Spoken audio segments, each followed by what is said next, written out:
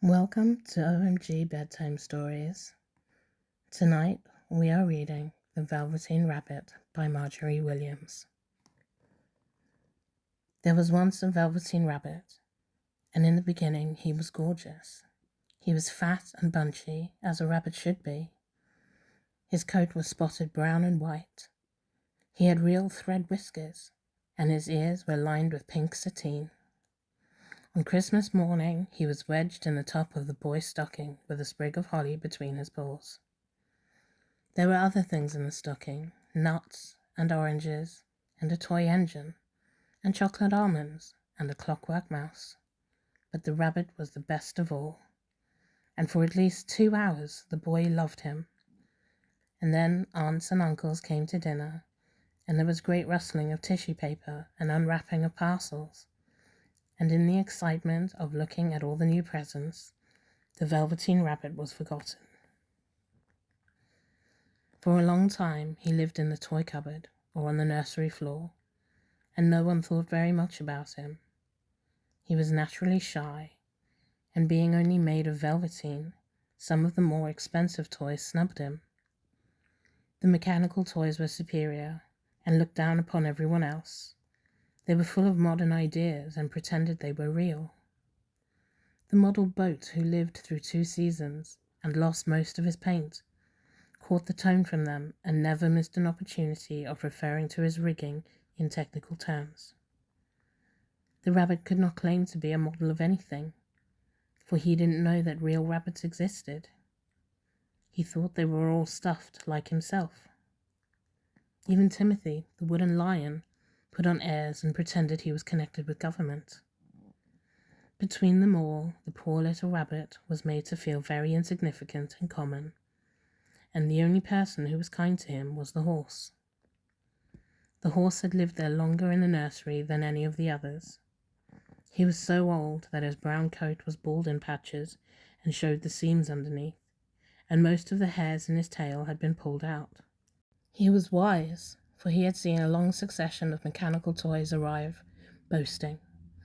But soon they would break their mainsprings and pass away, and he knew that they were only toys and would never turn into anything else.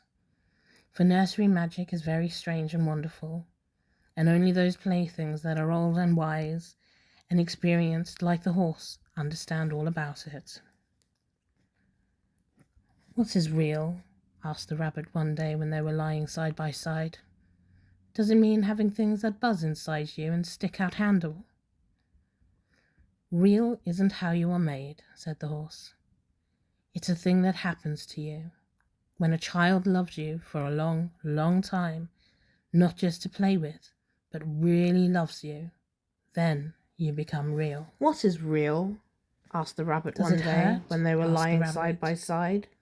"Sometimes." "Does said it the mean horse, having things that for he was buzz always inside truthful. you and a stick-out "When you handle? are real, you don't mind being hurt." Real isn't how you are "Does made," it happen all said at the horse. once, like being wound up?" "It's a thing he that asked. happens to you. "Or bit by bit?" When a child loves "It you doesn't for a happen all long, at once," long said the time, horse. not You just become. to play with, but It takes really a long loves time. you. That's Then why it doesn't you happen become real." often to people who break easily, "Does it or have hurt?" sharp edges, asked the rabbit. or who have to be carefully "Sometimes," kept. said the horse. Generally, For he was always by the truthful. time you are real, most of When your you are hair has been real, loved off, you don't mind and being your eyes hurt. drop out, and you get loose in the joints "Does and it very happen shabby. all at once, like being wound These up?" things don't he matter asked. at all, "Or bit because by bit?" once you are real, you can't be ugly. "It doesn't happen all at except once," to people said who the don't horse. understand. "You become. "I suppose It takes you a are long real," time." said the rabbit, and then he wished he had not said it, for he thought the horse might be sensitive, but the horse only smiled. "The boy's uncle made me real," he said. "That was a great many years ago. But once you are real, you can't become unreal again. It lasts forever." The rabbit sighed. He thought it would be a long time before this magic called real happened to him. He longed to become real, to know what it felt like, and yet the idea of growing shabby and losing his eyes and whiskers was rather sad. He wished that he could become it without these uncomfortable things happening to him. There was a person called Nana who ruled the nursery. Sometimes she took no notice of playthings lying about, and sometimes, for no reason whatsoever, she went swooping about like a great wind and hustled them away in cupboards. She called this tidying up, and the playthings all hated it, especially the tin ones. The rabbit didn't mind it so much, for wherever he was thrown, he came down soft. One evening, when the boy was going to bed, he couldn't find the dog that always slept with him. Nana was in a hurry, and it was too much trouble to hunt for dogs at bedtime, so she simply looked around her, and seeing that the toy cupboard door stood open, she made a swoop. "Here," she said, "take your old bunny. He'll sleep with you." And she dragged the rabbit out by one ear and put him into the boy's arms. That night, and for many nights after, the Velveteen Rabbit slept in the boy's bed. At first he found it rather uncomfortable, for the boy hugged him very tight, and sometimes he rolled over on him, and sometimes he pushed him so far under the pillow that the rabbit could hardly breathe. And he missed, too, those long moonlight hours in the nursery when all the house was silent, and his talks with the horse. But very soon he grew to like it, for the boy used to talk to him, and made nice tunnels for him under the bedclothes that he said were like the burrows the real rabbits lived in. And they did fun games together, in whispers, when Nana had gone away and left the light on. When the boy fell asleep, the rabbit would snuggle down close under his warm chin and dream, with the boy's hands clasped close around him all night long. And so time went on, and the little rabbit was very happy. So happy that he never noticed how his beautiful velveteen fur was getting shabbier And he missed, shabbier, too, those and his long tail moonlight become hours in the unsewn, nursery, and all the pink rubbed off his when nose all the where house the boy was had kissed silent, him. and his talks with the horse. Spring came, But very soon and they he had grew to long like days it, in the garden. for the For boy wherever used the to boy talk went, to him, the rabbit went too. and made nice tunnels. He had rides in the wheelbarrow, and picnics on the grass, and lovely fairy huts built for him under the raspberry canes behind the flower border. And once, when the boy was called away suddenly to go and drink tea, the rabbit was left out on the lawn until long after dusk, and Nana had to come and look for him because the boy couldn't go to sleep unless he was there. He was wet from dew and quite earthy from diving into the burrows, and Nana grumbled as she rubbed him off with the corner of her apron. "What a fuss for an old stinky rabbit toy," she said. But the boy sat up in bed and stretched out his hands. "Give me my bunny," he said. "Don't say that. He isn't a toy. He's real." When the little rabbit heard that, he was happy, for he knew that what the horse had said was true. The nursery magic had happened to him, and he was a toy no longer. He was real. The boy himself had said it. That night he was almost too happy to sleep, and so much love stirred in his little heart that it almost burst, and in his button eyes that had long ago lost their polish, there came a look of wisdom and beauty. That was a wonderful summer. Near the house where they lived was a wood, and in the long June evenings the boy liked to go there to play. He took the Velveteen Rabbit with him, and before he wandered off to pick flowers or play at brigands among the tree, he always made the rabbit a little nest somewhere where he could be quite cozy, for he was a kind-hearted little boy, and he liked Bunny to be comfortable. One evening, while the rabbit was lying there alone, watching the ants between his velveteen paws in the grass, he saw two strange beings creep out of the tall grass near him. They were rabbits, like himself, but quite furry and brand new. They must have been very well made, for their seams didn't show at all, and they changed shape when they moved. One minute they were long and thin, and the next fat and bunchy, instead of always staying the same like he did. Their feet padded softly on the ground, and they crept quite close to him, twitching their noses, while the rabbit stared hard to see which side the clockwork struck, for he knew people who jump generally have something to wind them up, but he couldn't see it. They were evidently a new kind of rabbit altogether. They stared at him, and the little rabbit stared back, and all their time the noses twitched. "Why don't you get up and play with us?" one of them asked. "I don't feel like it," said the rabbit, for he didn't want to explain that he had no clockwork. "Ho," said the fairy rabbit. "It's as easy as anything." He gave a big hop sideways and stood on his hind legs. "I don't believe you can," he said. "I can," said the little rabbit. "I can jump higher than anything." He meant when the boy threw him, but of course he didn't want to say so. "Can you hop on your hind legs?" asked the fairy rabbit. That was a dreadful question, for the Velveteen Rabbit had no hind legs at all. The back of him was made all in one piece, like a pincushion.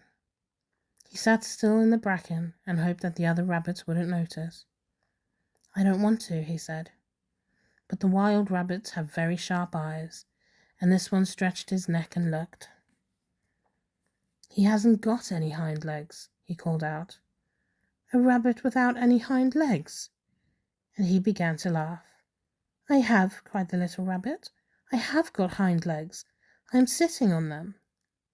"Then stretch them out and show me, like this," said the wild rabbit, and he began to whirl around and dance till the little rabbit got quite dizzy. "I don't like dancing," he said. "I'd rather sit still." But while he was longing to dance, for a funny new feeling ran through him, and he felt he would give anything in the world to be able to jump about like these rabbits did. The strange rabbit stopped dancing and came quite close. He came so close this time that his long whiskers brushed the Velveteen Rabbit's ears, and then he wrinkled his nose and suddenly flattened his ears and jumped backwards. "He doesn't smell right. He isn't a rabbit at all. He isn't real." "I am real," said the little rabbit. "I am real. The boy said so."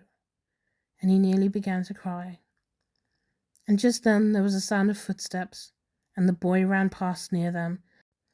With a stamp of feet and a flash of white tails, the two strange rabbits disappeared. "Come back and play with me," called the little rabbit. "Oh, come back. I know I am real." But there was no answer. The Velveteen Rabbit was all alone. Why did they run away like that? Why couldn't they stop and talk to me? For a long time he lay very still, hoping that they would come back, but they never returned, and the sun sank lower, and the boy came and carried him home. Weeks passed, and the little rabbit grew very old and shabby, but the boy loved him just as much. He loved him so hard that he loved all of his whiskers off, and the pink lining to his ears turned grey, and his brown spots faded. He even began to lose his shape, and he didn't really look like a rabbit anymore, except to the boy. To him he was always beautiful, and that was all the little rabbit cared about. He didn't mind how he looked to other people, because the nursery magic had made him real, and when you were real, shabbiness doesn't matter. And then one day the boy was ill. His face grew very flushed, and he talked in his sleep, and his little body was so hot that it burned the rabbit while he held him close. Strange people came and went in the nursery, and through it all the Velveteen Rabbit lay there, hidden from sight under the bedclothes, and he never stirred, for he was afraid that if they found him, someone might take him away, and he knew that the boy needed him. It was a long, weary time, for the boy was too ill to play, and the little rabbit found it rather dull with nothing to do all day. But he snuggled down patiently and looked forward to the time when the boy would be better again. All sorts of delightful things he planned, and while the boy lay half asleep, he crept up close to the pillow and whispered them in his ear. And then the fever turned, and the boy got better. He was able to sit up in bed and look at picture books, while the rabbit cuddled close at his side. And one day they let him get up and dressed It was a bright, sunny morning, and the window stood wide open. And they carried the boy out to the balcony, and the little rabbit lay tangled in amongst the bedclothes, thinking. The boy was going to the seaside tomorrow. Everything was arranged, and now it only remained to carry out the doctor's orders. They talked about it all, while the little rabbit lay under the bedclothes with his head peeping out, and listened. The room was to be disinfected, and all the books and toys that the boy played with in bed must be burnt. Hurrah, thought the little rabbit. Tomorrow we shall go to the seaside. For the boy had often talked of the seaside, and he wanted very much to see the big waves coming in, and the tiny crabs, and the sandcastles. Then Nana caught sight of him. How about his old bunny? She asked.